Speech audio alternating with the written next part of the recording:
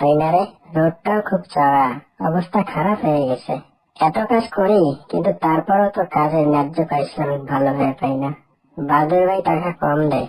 ঠিকই বলছিস, বাহাদুর ভাই কাজ করে নেয় বেশি, টাকা দেয় কম। হয়েছে হয়েছে, বাহাদুর ভাই আসতেছে, আজকে টাকা কম দিলে বলবি।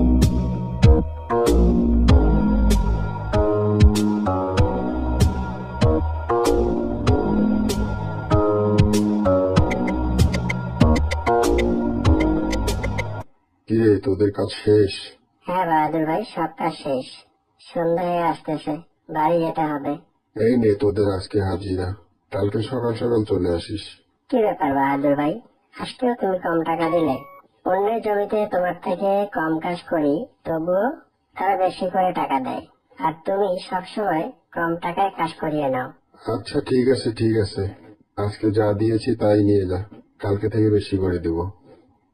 গিন্নি, রান্না বাড়ি কিছু হলো? কাজে বেরোবো যে, কিছু খাবার টাবার দিবে তো নাকি?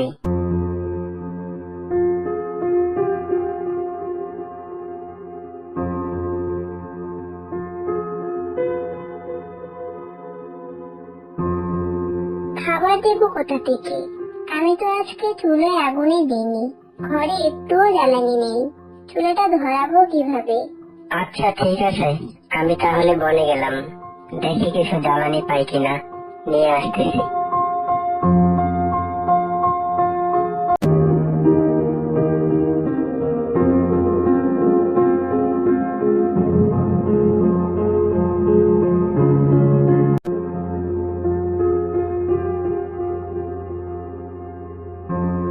গিন্নি, কোথায় গেলে? একটু পানি নিয়ে আসো তো, গলাটা শুকিয়ে কাঠ হয়ে গেল। আজ যে গরম পড়েছে, বাইরে রোদের তাপমাত্রা অনেক বেশি। ওগো, এই নাও পানি, সাথে একটু ভাতও নিয়ে এসেছি। সকালে তো কিছুই খেয়ে যাওনি, এই ভাতটুকু খেয়ে নাও। একই গিন্নি, সকালে তো কিছু খেয়ে যায়নি, তবুও এখন তুমি আমাকে শুধু পান্তা ভাত আর কাঁচামরিচ খেতে দিয়েছ। এটা যে কপালে জুটেছে, সেটাই শুক্রিয়া আদায় করো। ঘরে তো আনাজ তরকারি কিছুই নেই যে তোমাকে রান্নাবাড়ি করে দিব। তুমি সকালে না খেয়ে কাজে বেরিয়েছো বলে আমি পাশের বাসার বৌদির কাছ থেকে ওই পান্তা ভাতটুকু নিয়ে এসেছি, আর সেটাই তোমাকে খেতে দিলাম। কি করবো গিন্নি, কাজ কাম তো আর কম করতেছি না, তবুও যে অভাব আর কষ্ট পিছু ছাড়ছে না, কিছুই তো বুঝতে পারছি না। মা তোমাকে ডাকছে। কেন রে মা, নিশ্চয়ই তুই কিছু করেছিস। না বাবা, আমি কিচ্ছু করিনি। না না, তোর মুখ দেখে বোঝা যাচ্ছে তুই নিশ্চয়ই মার সঙ্গে কিছু একটা করেছিস। আরে না বাবা, বললাম তো আমি কিচ্ছু করিনি। মা কেন যেন চটে আছে, আমাকে অতি দ্রুত যেতে বললো, তাই ডাকতে আসলাম। ও তেমন আর কিছু নয়, ওটা আমাদের দৈনন্দিন জীবনযাপনের একটা অংশ, এমন হতেই থাকে, সে কোনো সমস্যা না। তবে এটা হতে পারে মেয়েটা নিশ্চয়ই কিছু করেছে, যার জন্য মা অনেক রেগে আছে। মামা, তুমি একটু বসো, আমি আসতেছি।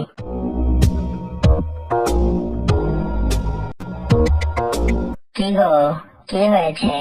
নতুন করে আর কি হবে শুনি? মনটাকে যে কিভাবে সান্ত্বনা দিব, সবই আমার কপাল। আহা, বলেই ফেলো না, কি হয়েছে? ফুলি কিছু করেছে? এ তুমি ভালোই জানো, সব কাজেই গন্ডগোল করবে, সবকিছুতেই বাড়াবাড়ি। তোমার জন্য মেয়েটা অনেক মাথায় চড়েছে, মেয়েটাকে শাসন করতে দাও না, আজও দিয়ে দিয়ে বাদল বানিয়ে ফেলেছো। কেন মিছে মিছে রাগ করছো গিন্নি? তুমি তো জানো সে বাচ্চা, এখনো তার জ্ঞান বুদ্ধি কিছুই হয়নি, তার উপরে এত রাগ করলে চলবে? সে যাই হোক, তুমি ওকে শাসন করবে কিনা বলো। তা কি কখনো হয় গো গিন্নি? 5টা নয় 10টা নয়, একটা মাত্রই মেয়ে সন্তান আমাদের, সে তো একটু একটু দুষ্টুমি করবেই, তার জন্য তাকে মারধর বা শাসন করতে হবে? না না, এ কখনো হতে দিতে পারি না। কিন্তু আমার তো মাথা খারাপ হয়ে যাচ্ছে, আমি যা নিতে পারতেছি না, যা বলবো তার উল্টো করে। কোন একটা কাজের কথা বলে সেটা নষ্ট করে ফেলে। ঘরের মধ্যে অল্প কিছু চাল আর সবজি ছিল, ভাবলাম এগুলো দিয়ে আজকে দিনটা পার করব, আর অমনি মেয়েটা কোথা থেকে এসে সব নষ্ট করে ফেললো। তাহলে তো পেটে আজকে আর খাবার জুটবে না। আচ্ছা ঠিক আছে, মাথা গরম করো না, আমি কোনো কিছু একটা ব্যবস্থা করতে পারি কিনা। কই তুই, এদিকে আয়। হ্যাঁ বাবা, বলো। বুড়িমা, তুই এসব কি করলি বলতো? তুই তো জানিস আমাদের একটু অভাব আছে, এভাবে জিনিস নষ্ট করা যাবে না তো। না বাবা, আমি আসলে ইচ্ছে করে করিনি। ঠিক আছে বাবা, আমি আজকে কথা দিলাম আমি আর কখনো এমন দুষ্টামি করবো না। আচ্ছা ঠিক আছে মা, এখন মায়ের কাছে যাস না, তুই খেলতে যা, আমি দেখছি কি করা যায়। না, মহা বিপদে পড়ে গেলাম, এখন কি করা যায়? এইভাবে কি চলা যায়? ছোট্ট একটা মেয়ে আর বউকে নিয়ে এত অভাবের সংসার, কি থেকে যে কি করি মাথায় কাজ করছে না। বাঘ মামাকে বিদায় দেই।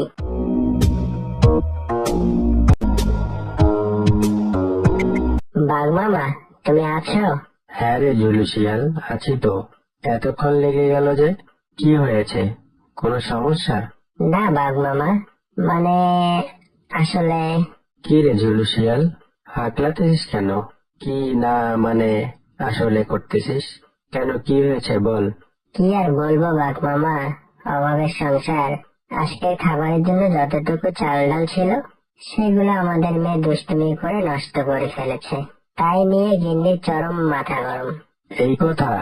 আচ্ছা চল, আমাদের বাসায় চল।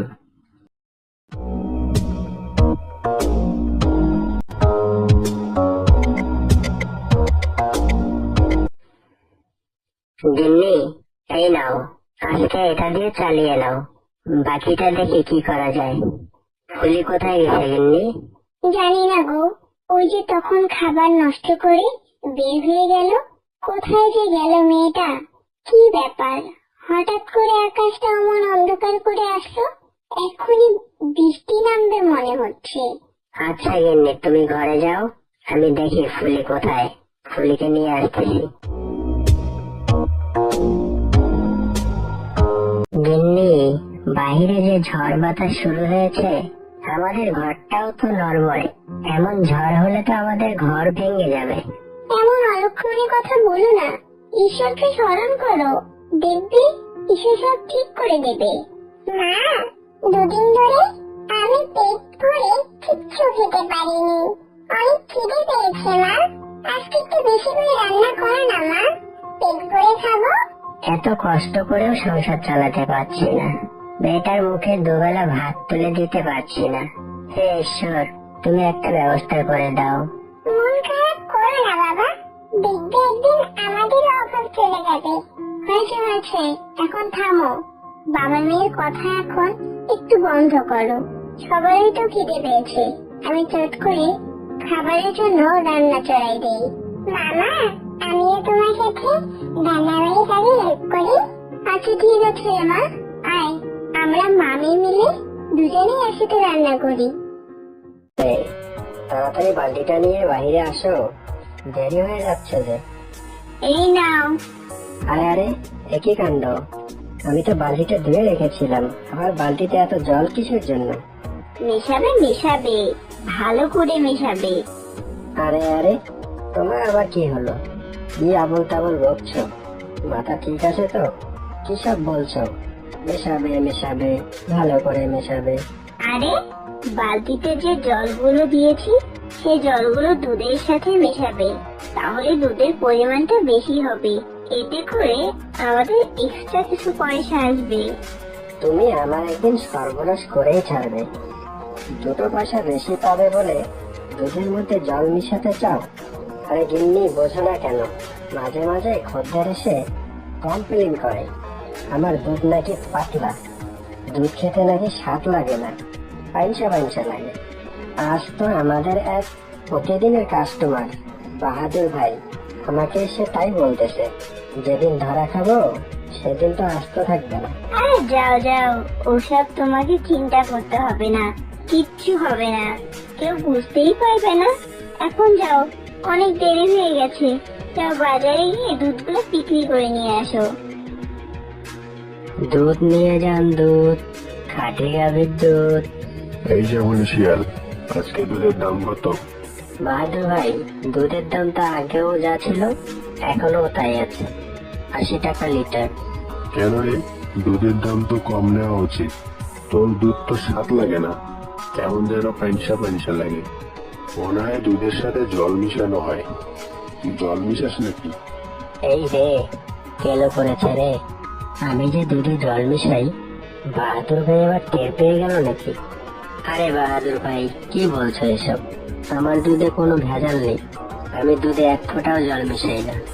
এর আগেও দুধ কিনে খেয়েছি, তখন তো ভালো লাগতো, কিন্তু এখন তোর কাছে দুধ নিয়ে যাওয়ার পরে দুধ স্বাদ লাগে না কেন?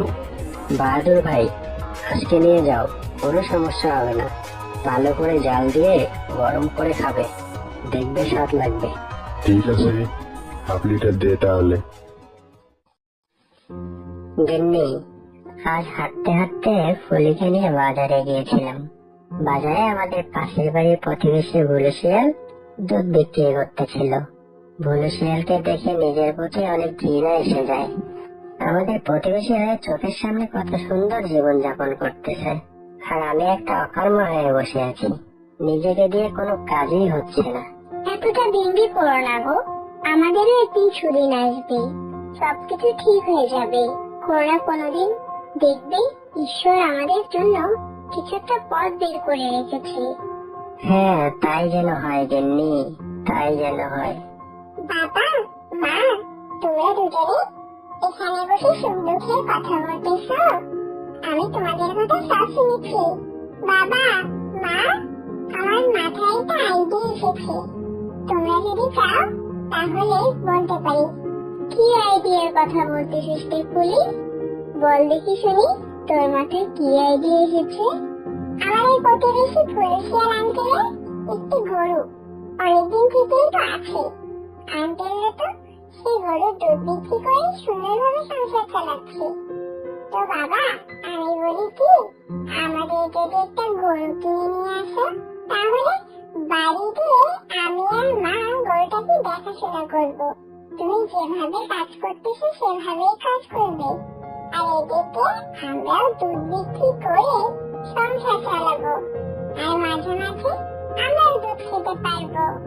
কথা তো তুই মন্দ বলিসনি রে মা, তবে আমার তো গরু কেনার মতো কোনো সামর্থ্য নেই, আমার কাছে তো কোনো টাকা পয়সা নেই।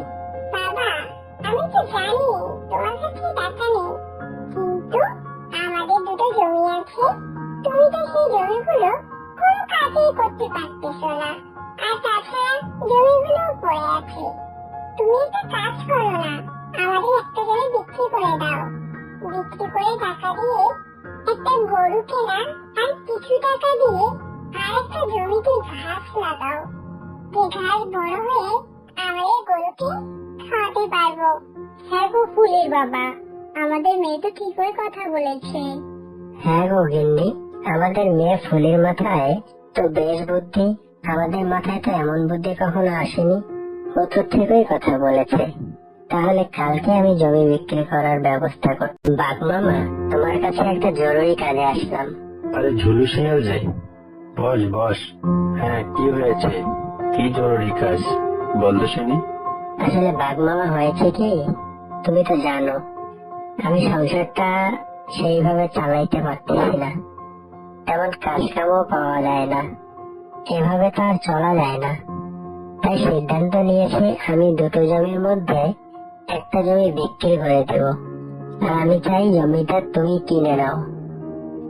জমি না হয় আমি কিনলাম, ঠিক আছে, কিন্তু জমি বিক্রি করে সেই টাকা দিয়ে করবিটা কি? ও, তোমাকে তো বলা হয়নি, আমি জমি বিক্রির টাকা দিয়ে একটা গাভী কিনবো, আর সেই গাভীর দুধ বিক্রি করে আপাতত সংসার চালাবো, আর ধীরে ধীরে একটা গাভী থেকে কয়েকটা গাভী করবো। ও আচ্ছা, সে তো ভালো কথা। ঠিক আছে, বাসায় যা, জমির কাগজপাতি ঠিক কর, আমি টাকা নিয়ে আসতেছি।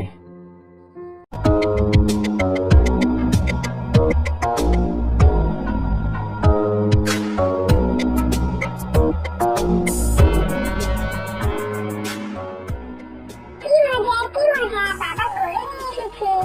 মা দেখো, বাবা গরু নিয়ে এসেছে, গরুটা কত সুন্দর, তাই না? কি গো ফুলের গরুটা তো অনেক ভালো নিয়েছো, দেখতে তো অনেক স্বাস্থ্যবান। হ্যাঁ গো গিন্নি, আমি গরুর হাত থেকে দুধ দেওয়া গরুটাই কিনে নিয়ে এসেছি। গিন্নি, গরুটাকে ধরো, জমি থেকে কিছু ঘাস কেটে নিয়ে আসি।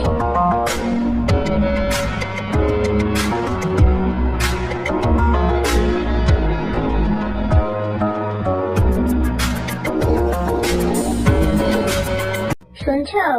ওঠো ওঠো, ঘুম থেকে ওঠো, দেখো ওইদিকে কি করেছে। ইস, জমিদারের চোখেই খোলে না, এত ঘুম। কি হলো? শুনছো? ওঠো। হ্যাঁ, কি হয়েছে? এত চিৎকার করতেছো কেন? কোথায় আবার বাস ভেঙে পড়লো? বলো তো শুনি, এভাবে চেঁচামেচি করতেছো। আরে ওই যে তোমার প্রতিবেশী ঝুলু শিয়াল, ওরা একটা কত সুন্দর গরু নিয়ে এসেছে। ওই গরু নাকি দুধ দেয়, তাহলে তো আমাদের দুধের ব্যবসা লাঠি উঠে যাবে। আরে হয়েছে হয়েছে, থামো। অত সহজ নয়। দুধের ব্যবসায় কাস্টমার পাবে কোথায়? সব কাস্টমার তো আমারই। এই এলাকার সবাই জানে যে আমি একমাত্র দুধ ব্যবসায়ী। কি গো, আজ দেখছি দুধ বিক্রি না করে দুধ ফিরিয়ে নিয়ে এসেছো। আর বলো না, মাথাটা একদম গরম হয়ে আছে। কি যে করি। এই ঝুলু শিয়াল বাজারে নতুন এসেছে দুধ বিক্রি করার জন্য, আর সবাই তার কাছ থেকেই দুধ কিনে নিয়ে যাচ্ছে। কেন, যারা সবসময় তোমার কাছ থেকে দুধ নেয় তারাও কি তোমার কাছে দুধ নেয়নি? না, আমার কাস্টমার গুলো যখন দুধ কিনতে এসে দেখে আমার পাশে আরেকজন দুধ বিক্রি করতেছে, তখন তারা কোনো কথা না বলেই তার কাছে দুধ কিনতে যায়। এই সবকিছুই হয়েছে তোমার জন্য, কারণ তুমি সব সময় দুধের মধ্যে জল মিশিয়ে দিতে, আর তাই কাস্টমার দুধ খেয়ে স্বাদ পেত না। তাই বলে প্রতিনিয়ত আমাকে কমপ্লেন শুনতে হতো। এমনি কি বলে, চোরের 10 দিন, গেরস্তের 1 দিন।